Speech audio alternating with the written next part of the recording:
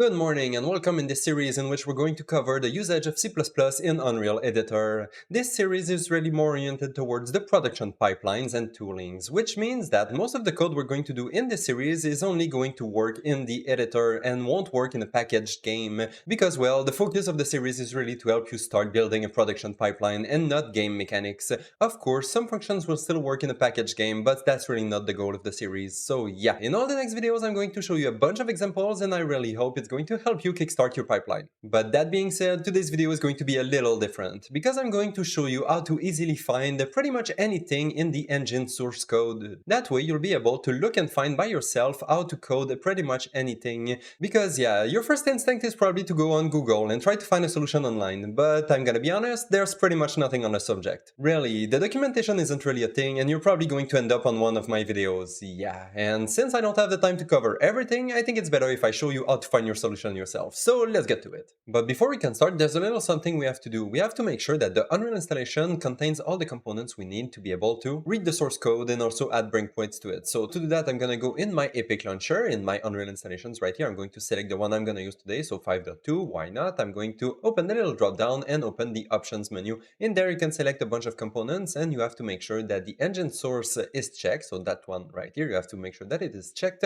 and also the editor symbols for debugging. That's going to allow us to add breakpoints in the code and debug it one line at a time so we can really see where the code is going and which functions are called. So perfect, let's make sure to check those two checkboxes, then you can click on apply and that's going to install the components for you. And now we can jump in the code and try to see how we can code any feature we want. And here is my little Visual Studio project, and today we're going to go through all the steps that I personally do when I'm trying to create a new feature in the editor. And today the two features we're going to do is the play in editor, so the same thing when we click on the play button, and also the open level blueprint. So a button to play the current level in the editor and a button to open the level blueprint of the current level that is currently open in the editor, because we want to keep it simple. So two simple features, and we're going to go through all the steps that we have to do to code those two features. So that was my header file, and if I go in my CPP, we can see that I don't have anything yet. We're going to do the logic together, so I just have my two little functions right here, and they are completely empty, and we're going to do the logic inside those functions.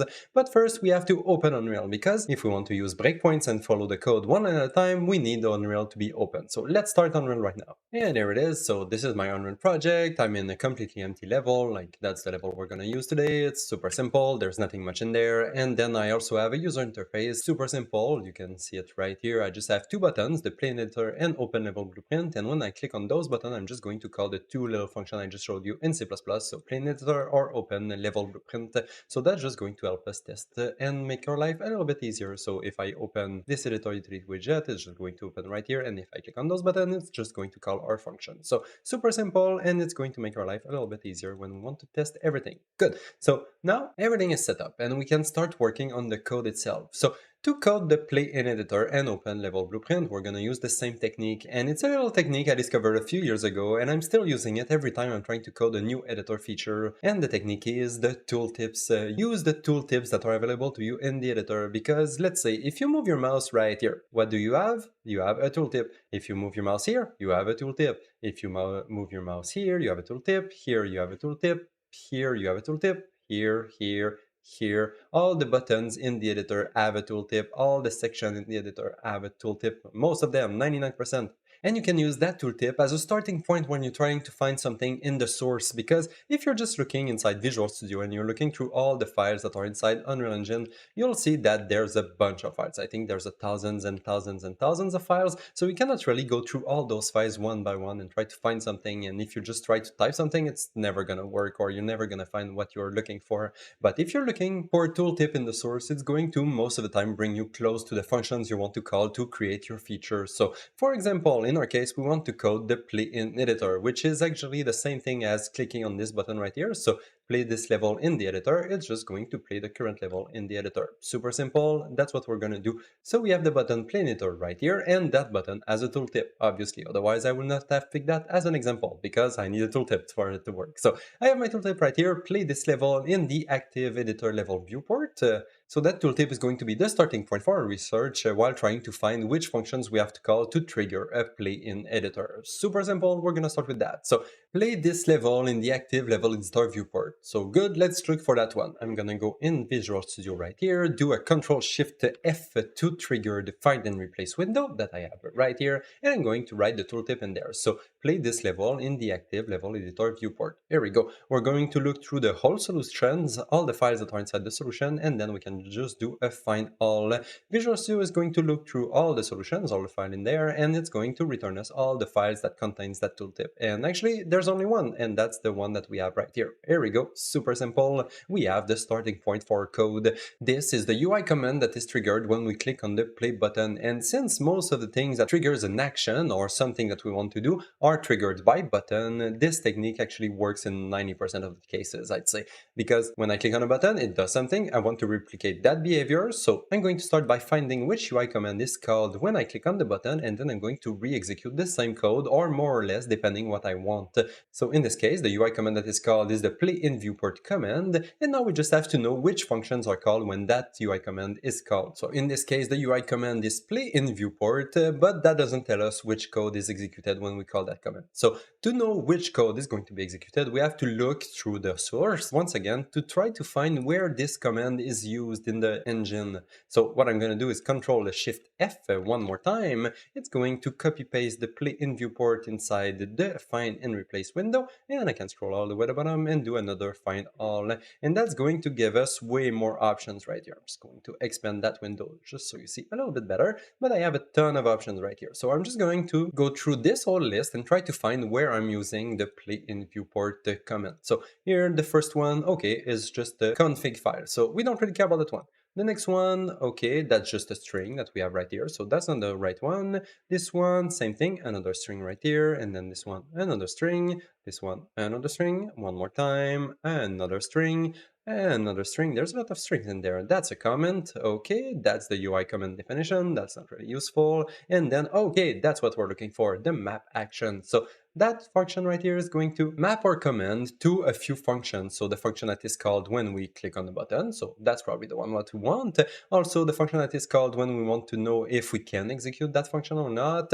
And then we have a few other functions that we don't really care about. But the one that we want is really this one right here, the play in viewport clicked. So what code is executed when we click on that button? So I'm just going to select this function and press F12. That's going to bring me to that function in the source. So the F internal play world command callback, whatever, that doesn't matter. This is our function right here, and that's the code that we're looking for. All that code right here, it's probably the code that's executed when we click on the button. And to be sure that it's the case, I'm just going to add a breakpoint right here on that line, and then I'm going to go back in Unreal. So in Unreal, I can press the play button, and if it works, the breakpoint should be triggered, and yes, we are in the right place.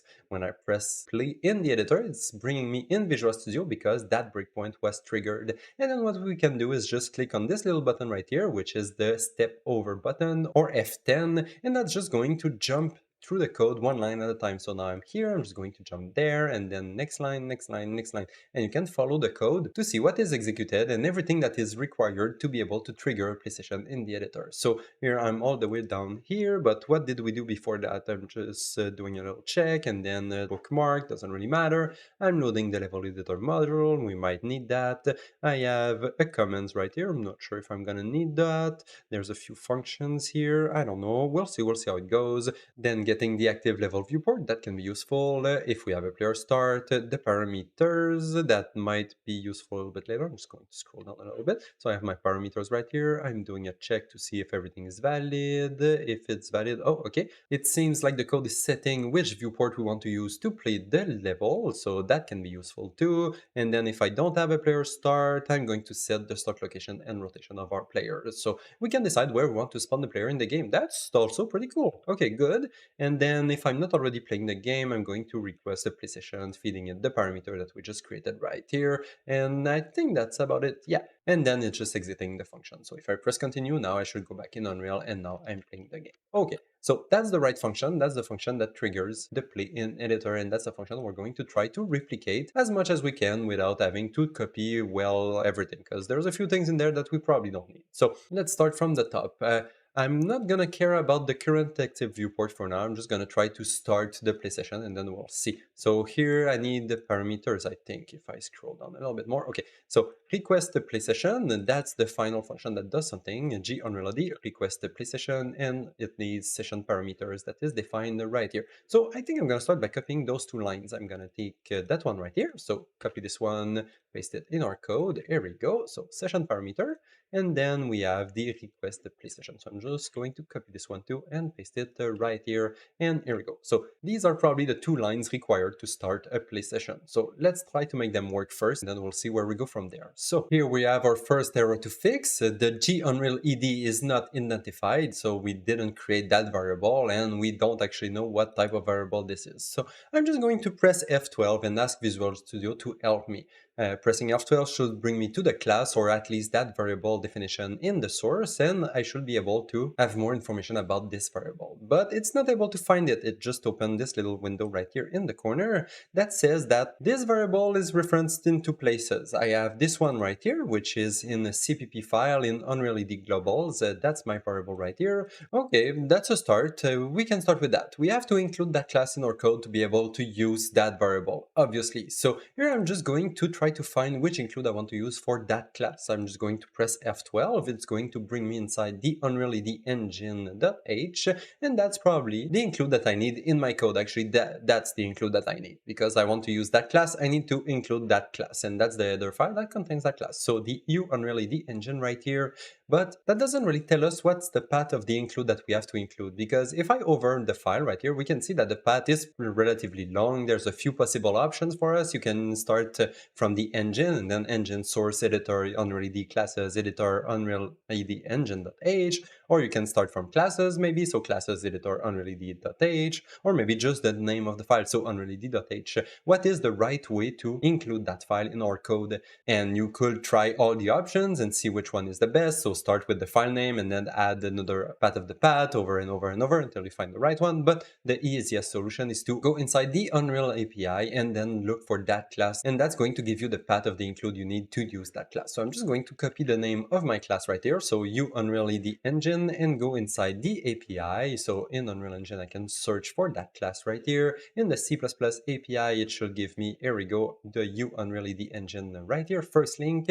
That's going to bring us inside the API, and here it tells us, hey, that's the include that you need. So you need to write editor / Unreal ED engine.h to be able to include that file in your code. So I'm just going to copy this path right here, and I'm going to paste it in my CPP. But while I'm here, I'm going to also take note of the module, because we have to make sure that all the modules that we're using are inside our build.cs file. Otherwise, it's not going to link, it's not going to compile, you're not going to be able to run the code. So here I'm going to need the Unreal ED module inside my build.cs to be able to compile my code that we're going to do today. So let's remember to include the Unreal ED module in the build.cs file and copy this include right here. So I'm going to copy my include, go back in my code, and I'm going to go in my CPP file and paste it right here at the top. Here we go. And then I'm going to go directly inside the build.cs file to make sure that my Unreal ED module is in there. So in my private dependency module name, I'm just going to scroll a little bit and search for the Unreal ED. Here we go. I have my Unreal ED module already in there. So that's pretty good. I don't have to add anything. If you don't have it, just add it and it's going to work. So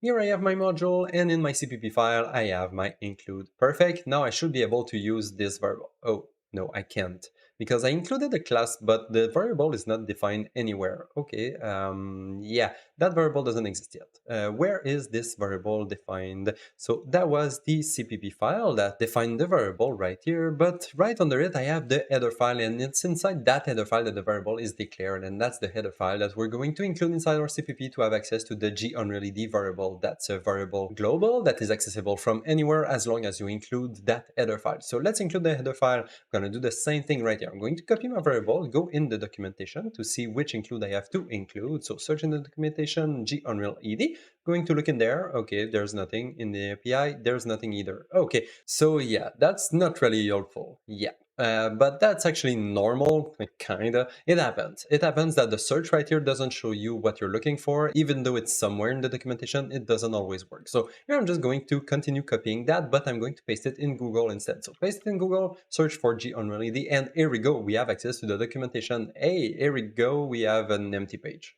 Yeah. okay, that's not really helpful. I have my class, but I already knew that, and I already included the class, so that's not the problem. I want to know which include I need to be able to use that variable. So I'm going to click right here on Unreal ED. Maybe there's something in there, and there's nothing. Okay, yeah, the documentation is not really helpful in that case. So what I'm going to do instead is go back in my code, and what I do when I cannot find the path to include, I could actually, as I said, I could start including from the name of the file and then add a subdirectory over and over until I find the right one. That will totally work.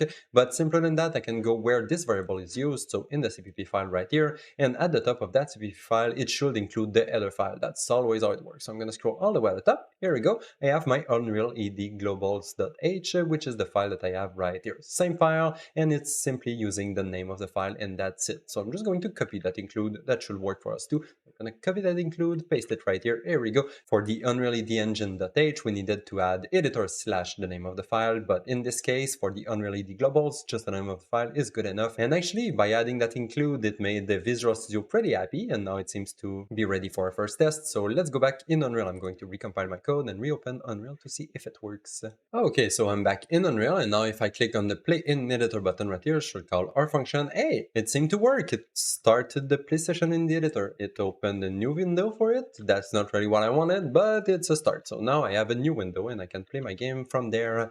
I can do it as many times as I want. I can start, quit, and it works.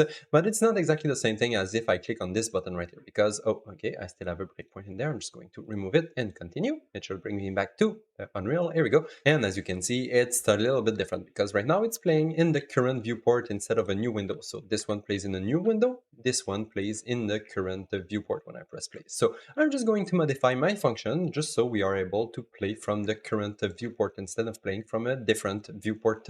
So to do that, we just have to go back in the code. Let's go back inside the play in viewport clicked function and look at what the function is doing and try to replicate that behavior if that's the behavior that we want, obviously. So here I'm just going to look through it. Where does it decide which viewport we want to use? Oh, that's the one right here, the destination slate viewport using the active viewport. The active viewport is set using the level editor module and getting the first active viewport in the level editor module. The level editor module is coming from here, right here. So here we're getting the module, and then we're asking the module which active viewport is inside that module. That's going to give you the active viewport that you want to set inside the destination slate viewport that is going to be then fed to the request the play session function right here. So we're just going to replicate that behavior for now. So I'm just going to copy this first line right there because we need the level editor module. So copy that line, paste it right here at the top. Then I'm gonna go back in there, and then I'm gonna need the active viewport. So I can copy, let's say, this part right here. Do we want to do it in multiple lines? Let's go. I'm just going to combine the line together. So I'm just going to take this one right here where we are setting the active viewport inside the parameters. So I'm just going to copy that line, paste it right here after creating the variable. So we create the variable and then we set the destination slate viewport. And then if we go back right here, I'm just going to take this little bit of code right here where we are fetching the first active viewport in the editor. So I'm going to go back in my code, replace this one right here by that line, and here we go. So that should do the same exact behavior right now. So I'm loading the level editor module, and inside the level editor module, I'm taking the first active viewport, setting it inside my variable that is inside my section parameters that I'm going to feed to my request play session function right here. Same exact function, but I removed a bunch of lines that we don't really care about right now. So good. Now we're facing another problem. The F-level editor module is not defined and we cannot use it. Okay, let's fix that. We already know how it works, so let's do it again. I'm gonna go back in the Unreal documentation that I have right here, search for the F-level editor module. It's going to bring me the documentation. I'm always going in the API. It's pretty much the same thing most of the time, but I think that the API gives me a better result in most cases. So this is my F-level editor module. In there, I can see that I need to include the level editor.h. That's pretty cool. And I also need another module, the level editor module. So let's remember that and copy the include. So I'm going to copy my include, go back in my code, paste my include right here, level editor.h, and then I'm gonna go directly in my build.cs file, checking if I have my level editor module. So do I have it? I don't seem to have it. Yeah, I don't. So I'm just going to add it right here, level editor, and that's it. So I can save that. I should be able to go back in my CPP right here, and hey, Visual Studio is happy. Good. So now I'm just going to recompile Unreal and see if it's going to work. And back in Unreal one more time, and now if I click on Play in the Editor, here we go, now I'm in the viewport that is currently selected in the editor. So that's pretty cool, I can stop, play, the same way I would stop and play if I press play right here in the top left corner. Perfect. So that was for the first function. If you pay a little bit of attention, you can see that it's not exactly the same because right now I'm resetting the transform, but here I'm not. I'm using the same current transform that's currently in the editor, but in my function I'm resetting it, and that's because we didn't copy everything from the main function. Obviously, we didn't take this part right here that was setting the start location and rotation, but you can do that on your side if you want to, or you can leave it as is if you don't need it. So that was just a quick example to show you how easy it is to find the piece of code that you need to call when you're trying to execute the same function that is currently in the editor with a few differences here and there depending on your needs. So in my case, I wanted to start the PlayStation in the editor. I didn't really care about the camera position, so I don't have to set it. And now here we go, I can play in the editor with my build button right here that I have in my user interface. Here we go. So first feature done. Then we're gonna take a look at the second one, and actually going to be the exact same process. I just wanted to have two examples just in case I was not able to explain the first one properly. So now this one I have a second chance to do it. So let's go with the second function, the open level blueprint, and we're gonna do the exact same thing. To open the level blueprint, what we have to do is click on a button. Where is that button? Well, that button is right here in the top left corner. It's the open level blueprint button, and in that button there's a tooltip, obviously, and the tooltip is edit the level blueprint for the current level. So we're gonna take note of that tooltip and search for that exact wording inside the source code. So open the level blueprint for the current level. So I'm gonna go back in Visual Studio and search for our tooltip. So I'm going to do a Control-Shift-F one more time to trigger the Find and Replace window. I'm going to paste my tooltip in there, so edit the level blueprint for the current level, and then scroll all the way at the bottom, search in all the solution, all the files, and press Find All. It's going to show you everywhere that this tooltip is used, and once again, it's just used at one location in the source code. So I'm just going to go in that location right here. That's going to define a UI command one more time because it's a button and the buttons are associated with a UI command, and that's the tooltip that I have right here. The command is the command that we have right here, so open level blueprint. Now we're just going to look through the whole code and try to find where this command is used. So Control-Shift-F one more time, open level blueprint and find and replace. Gonna go all the way to the bottom, find all, in all the files, and then find all. That's going to give you, oh, okay, that list is a little bit bigger, so I'm going to give myself a little bit more room right here so we can go through all the lines together. So let's start at the beginning. Same thing. Okay, that one is in a string, and then a string, and then a string. One more time. Okay, that's probably the function we have to call, actually, the F level editor action callback open level blueprint, but I'm not 100% sure. So I'm just going to continue and try to find a mapping for my command. So I'm going to continue right there. So that's a UI command. That's a string that we have right here. That's that's not the thing. That's something else, another string, and then, oh, okay, here we go, a map action, and that's what we're looking for. We have the map action for our action right here, the open level blueprint action, and that's going to call a function, which is the function that we have right here. So a static function in F level editor action callbacks, which was actually the same function that we just saw a little bit before. So that's the function. I'm just going to press F12 to bring me back all the way there. I'm going to hide these lines right here because we don't need them anymore. And just to make sure that we are in the right place, I'm just going to add a breakpoint beside it. So good, I have a breakpoint. Now I'm just going to go back in Unreal to make sure that my breakpoint is going to be triggered. So I'm just going to go right here, click on open the level, and here we go. I'm in the function. Perfect, that's the right place. Good. So what is this function doing? Okay, right here I'm checking if something is valid. We're going to assume that it is in our case. We're going to get the level script blueprint. It's probably the level blueprint that we're going to try to open. If it's valid, we're just going to ask the geditor to do a get editor subsystem, blah, blah, blah, that is going to open the editor for asset. The asset is going to be the level blueprint, obviously, and then there's a few other parameters right here. And actually, that's about it. That's the end of the function, so I can now just continue. And if I go back in Unreal, here we go, the level blueprint is open. Good, so that's the behavior we're going to try to replicate. So back in Visual Studio, I was not in the right place. That's the right place right here. So open the level blueprint. This function is pretty short, actually. So I'm just going to copy most of it.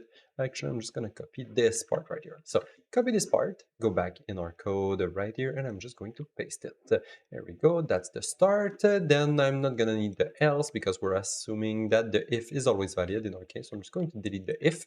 Here we go. And actually, I'm just going to remove the to do also, just because, well, I want the code to be a little bit nicer. Good. So that's the simpler version of the function. I'm just going to fix the indentation, and here we go. So now we're at the starting point. We need to define the U-level script blueprint if we want to use that variable, and then we have the level editor that is missing right here, but we're going to take a look at that a little bit later. Let's start with the first variable right here. So the U-level script blueprint, we have to go in the documentation to see which include we need. So I'm going to go all the way here, search in the documentation U-level script blueprint, CPP API, and then I'm going to take the first link. It's usually working, and here we go. So now I'm inside a function. Actually, I'm not in the class itself. If you want to go back in the class, you can just click on the name of the class and it's going to bring you back directly in the class, but it doesn't really matter in our case because we just want to know which include we want to include and also the module that we need. So we need the engine module, good, and we need that include right here. So I'm just going to copy the include one more time. Go back in Visual Studio, paste my include. Here we go.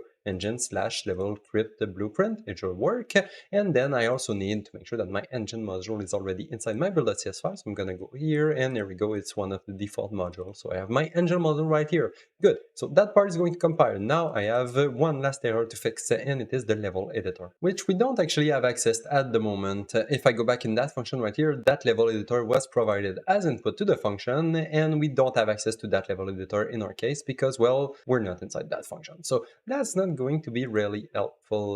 But what we can do is simply try to find why we are using the level editor right here. So do we really need that one? So in this case, the level editor is used to retrieve the world, to retrieve the persistent level, and also the level blueprint that is inside that persistent level. Which means that the only thing that we really want is the world. It's not really the level editor. So this part right here, we can probably replace it by something else as long as it gives us a world somehow. So I have to find a way to retrieve the world, and there are actually a bunch of different ways you can retrieve the world. You can do it from the level editor module, you can do it from the editor, you can do it from an object in the world, you can do it from pretty much anywhere. So in my case, since I know that there's a way to retrieve the world from the editor, I'm just going to use that one because, well, that's the way I'm used to do it. So I'll be lazy and I'll go with something that I already know. So editor, from there you should have access to the get editor world context, which should contain a world. So I have my world right here, and that's the world that is going to replace the get world function that we had before. So here we go, just like that. So editor, get editor world context, get the world from that context, and then the persistent level, and then the level script blueprint, which is going to be the variable right here that we're going to use in our function that is going to open the editor for asset. That's the asset, obviously. We have another little error right here that says that the level editor is still not valid, but in this case, we actually don't need it at all. So I'm just going to delete it. Here we go, just like that. Because if I re-add my little comment right here, we can see that this variable is actually optional because we can see that there's already a default for it and we don't need to provide it if we don't want to. So I'm just going to remove it just like that, and it should work perfectly. Good. And actually, one last little thing before we compile, you're probably asking yourself why you don't need to include the G-editor, and it works. Here we had to include the G Unreal ED, but we don't have to include the G-editor for it to work. And why is that the case? Well, actually, the G-editor can be replaced by the G Unreal ED. So if you replace it just like that, you can see that it's also going to work. And the reason behind that, it's because the G Unreal ED is actually a child of the G-editor. So if I press F12 on the G Unreal ED, it's going to bring me right here, and then that's the class. So I'm just going to go on that class, and that class, the U Unreal ED engine, it's actually a child of the U Editor engine, and U Editor engine, it's actually the class of the G Editor that we have right here. So if I press F12 on the G Editor, we can see that it is an instance of the UE editor engine, and that's why we don't have to include anything because we already included the Unreal ED globals and also the Unreal ED engine, which both contains all the information about the G editor because, well, that's the parent of that class, and we need all the information of the parent to be able to create a child. So good. I think that's actually going to be it for the code. So let's go back in Unreal. I'm going to recompile, make sure that it works. And now that I'm back in Unreal, I should be able to still play in editor. Here we go, that still works. So that's always good to test our previous functions to make sure that we didn't break anything. And then we can click on the open level blueprint, and that should, yes, here we go, it opened the level blueprint of my current level. I'm currently in the 000L my world, and it opened the level blueprint of 000L my world. Good, that's the right level blueprint. And if I click it one more time, it's just going to reopen the same window. Obviously, it's not going to create a new tab for it. Good. So our two new new little functions are working. They are doing the same thing that we have in the editor, and we found how to do those functions just using the tooltips.